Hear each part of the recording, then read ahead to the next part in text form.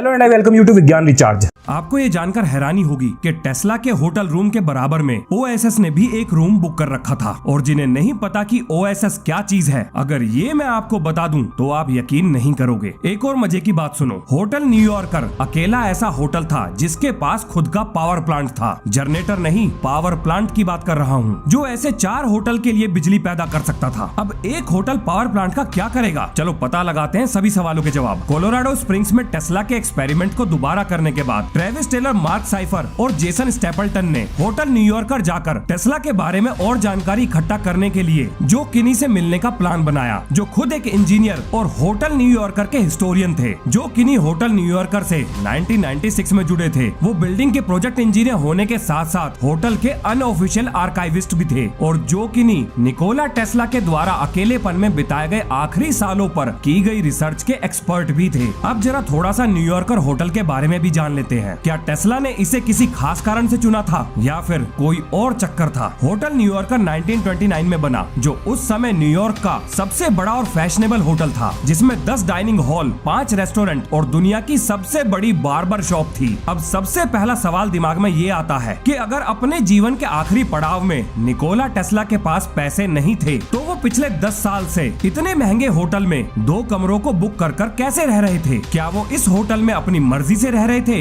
या फिर उन्हें किसी ने रखा हुआ था? और आज भी उनके रूम पर द निकोला टेस्ला रूम की नेम प्लेट लगी हुई है। टेस्ला के रूम में जाने पर जो सबसे पहला सवाल जो किनी से पूछा गया वो ये था कि टेस्ला ने इस कमरे में कितने साल बिताए थे, जिसके जवाब में जो किनी ने कहा कि टेस्ला ने अपने जीवन के 10 साल इस कमरे में बिताए थे। दूसरा सवाल ये पूछा कि निकोला टेस्ला के मरने पर उनके सामान को कलेक्ट करने कौन आया, जिसके जवाब में जो ने कहा कि निकोला टेस्ला का सामान साना कोसानाविच ने कलेक्ट किया था। साना कोसानाविच निकोला टेस्ला के नेफ्यू थे। तीसरा सवाल ये पूछा गया, क्या टेस्ला के रूम में उनसे जुड़ा हुआ सामान सही स्थिति में था, मतलब कुछ गायब हुआ था या नहीं, जिसके जवाब में जो ने कहा कि टेस्ला से जुड़ा हुआ सामान यानी सामान के साथ छेड़छाड़ तो हुई थी। फिर जो से पूछा गया कि टेस्ला के सामान को कौन डिस्टर्ब कर सकता है, जिसके जवाब में जो ने कहा इसका कोई ऑफिशियल रिकॉर्ड तो नहीं है, पर मैं आपको अनऑफिशियल बात जरूर बता सकता हूँ। टेस्ला के सामान के साथ छेड़छाड़ OSS कर सकती है। और जिनको नहीं पता कि OSS क्या है, मैं बता देता हूँ। आपने अमेरिका की सीक्रेट सर्विस CIA का नाम तो सुना ही होगा, और ये CIA ही OSS थी।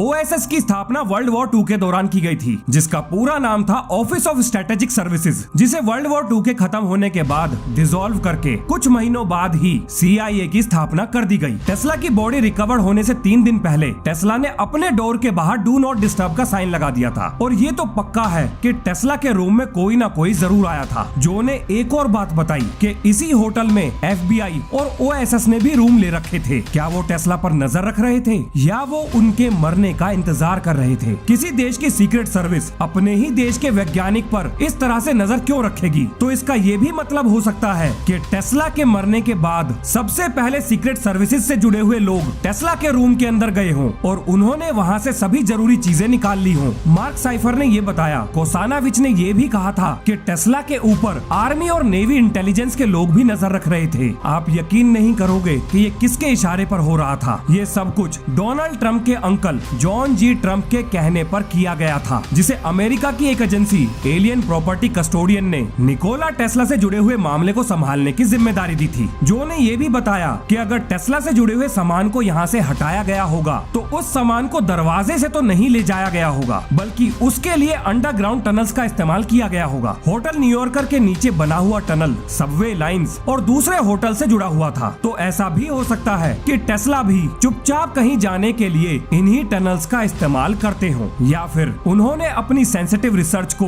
बिना किसी की नजरों में आए इन्हीं रास्तों का इस्तेमाल करके कहीं पर छुपा दिया हो। जब अपने रिसर्चर्स और नीचे जाते हैं तो वो हैरान हो जाते हैं, क्योंकि जो चीज वो देख रहे थे उस पर यकीन कर पाना मुश्किल था। होटल न्यूयॉर्कर के पास उस जमाने में अमेरिका का सबसे बड़ा प्राइवेट पावर प्लांट था, जिसके जनरेटर्स लगभग 2200 किलोवाट पावर को जनरेट कर सकते थे, जो कि होटल की कैपेसिटी से लगभग 4 गुना थी। पर एक होटल इतनी पावर का क्या करेगा? कहीं ये सारी चीजें निकोला टेस्ला से तो नहीं जुड़ी हुई थी? क्या टेस्ला इस होटल में भी कोई एक्सपेरिमेंट कर रहे थे? क्या इसी कारण की वजह से टेस्ला ने इस होटल को चुना था, या किसी और ने टेस्ला के लिए इस होटल को चुना था? अब यहाँ एक और चीज आती है। अक्सर टेस्ला के इलेक्ट्रिकल एक्सपेरिमेंट पूरे शहर की बिजली उड़ा देते थे। क्या इसी कारण की वजह से इस होटल के पास खुद का पावर प्लांट था, पर कोई इतना खर्चा क्यों करेगा, वो भी एक ऐसे जनरेटर पर जो कि जरूरत से 4 गुना ज्यादा बिजली पैदा कर सकता है। और एक ऐसा आदमी जो बिजली के साथ इतने सारे एक्सपेरिमेंट करता है, वो भी इसी होटल में मौजूद था। और इस होटल में टेस्ला के पास वो सारे रिसोर्सेज मौजूद थे जो उन्हें अपनी रिसर्च को आगे बढ़ाने के लिए चाहिए थे।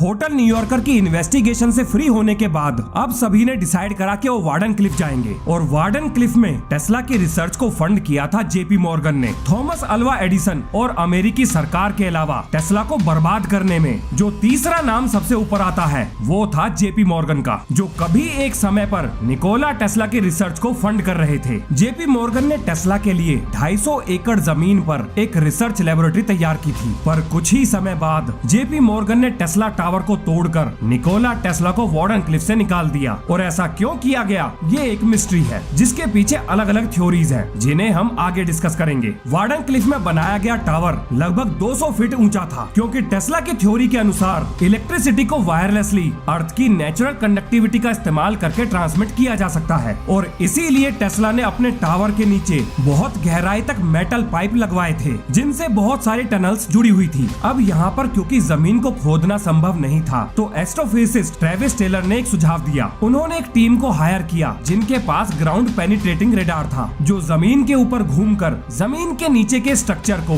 बड़ी आसानी से मैप कर सकता था। और अगर लोकल हिस्टोरियंस के दावों पर यकीन किया जाए तो यहाँ से कुछ बड़ा मिलने वाला था। अब यहाँ पर ग्लॉक का जिक्र करना भी बहुत जरूरी है। नाजी जर्मनी के हारने के बाद अमेरिका और उसके साथी देशों ने जर्मनी में अपने वैज्ञानिक भेजकर नाजी वैज्ञानिकों के द्वारा की जा रही रिसर्च को खंगाल डाला और उनके हाथ लगा ग्लॉक। और इसके ऊपर बहुत जबरदस्त डिबेट हुई है, क्या असल में ऐसा कोई डिवाइस था भी या ये सिर्फ एक हाइपोथेटिकल कॉन्सेप्ट है। और जो लोग ग्लॉक पे यकीन करते थे वो इसे हिंज से जोड़कर देखते थे। हिंज एक साइंटिफिक फैसिलिटी थी जहाँ पर मिस्टीरियस एक्सपेरिमेंट किए गए थे। और कमाल की बात ये थी कि हिंज की शेप निकोला टेस्ला के एक्सपेरिमेंट साइट से बिल्कुल मिलती जुलती थी। कुछ साइंटिस्ट तो ये भी मानते थे कि ग्लॉक एक एंटी ग्रेविटी स्पेसक्राफ्ट था या उससे टाइम ट्रेवल करना भी संभव था। क्या नाजी जर्मनी के हाथ निकोला टेस्ला की कुछ फाइल्स लग गई थी? वेल, इसके बारे में हमें कोई भी जानकारी नहीं है। अब अपने तीनों रिसर्चर एक होटल रूम में इकट्ठा हुए, जहां ग्राउंड पेनिट्रेटिंग रेडार के द्वारा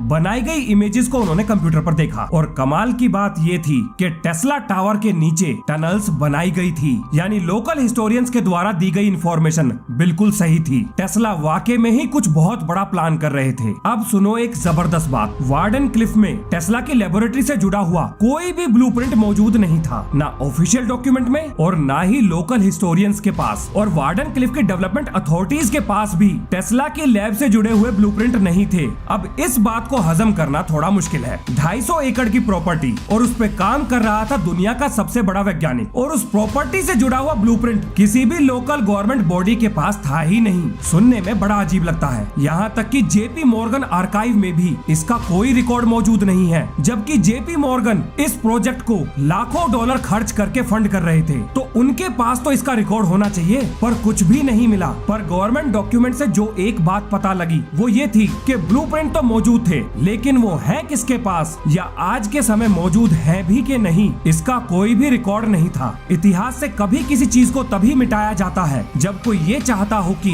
वो इतिहास दोबारा ना दोहराया जाए। एक मजे की बात और सुनो, जेपी मॉर्गन कॉपर माइंस में बहुत जबरदस्त पैसा इन्वेस्ट कर रहे थे। और कॉपर से तार बनता है, वही तार जो बिजली के ट्रांसमिशन में हेल्प करता है। और अगर निकोला टेस्ला का वायरलेस इलेक्ट्रिसिटी से जुड़ा हुआ एक्सपेरिमेंट सफल हो जाता तो जेपी मॉर्गन बर्बाद हो जाते। पर टेस्ला की फंडिंग रोकना तो जेपी मॉर्गन के द्वारा उठाया गया पहला स्टेप था। वो टेस्ला को पूरी तरह से बर्बाद करना चाहते थे। और जेपी मॉर्गन ने खूब सारा पैसा खर्च करके लोकल मैगजीन्स, न्यूज़पेपर्स और रिपोर्टर्स के जरिए टेस्ला की इमेज को पूरी तरह से खत्म करने की कोशिश की। जेपी मॉर्गन ने यह भी सुनिश्चित किया कि कोई और इन्वेस्टर टेस्ला के प्रोजेक्ट को फंड करने के बारे में सोच भी ना सके। इन सारी चीजों का टेस्ला पर इतना जबरदस्त प्रभाव पड़ा कि उन्होंने मानवता के भलाई के लिए किए जाने वाले काम को छोड़कर खतरनाक से खतरनाक हथियार बनाने पर अपना फोकस कर दिया। अब अपने तीनों रिसर्चर बहुत ज्यादा कंफ्यूज हो गए कि टेस्ला से जुड़ी हुई रिसर्च को आगे कैसे बढ़ाएं। तभी मार्क साइफर ने सलाह दी